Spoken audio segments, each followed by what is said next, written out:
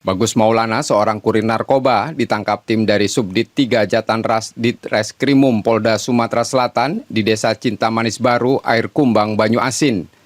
Penangkapan dilakukan setelah ia masuk dalam target operasi menyusul laporan masyarakat terkait kepemilikan senjata api rakitan.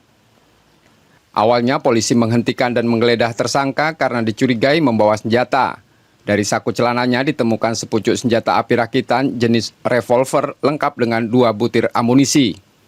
Selain itu, polisi juga menyita 5 paket kecil sabu yang hendak diantarkan ke lokasi tak jauh dari tempat penangkapan. Bagus menjadi salah satu pelaku yang ditangkap dalam operasi Senpi Musi 2025 yang digelar selama sepekan terakhir guna menekan angka kriminalitas di Sumatera Selatan. Atas perbuatannya, Bagus dijerat pasal berlapis terkait kepemilikan senjata api rakitan dan penyalahgunaan narkoba.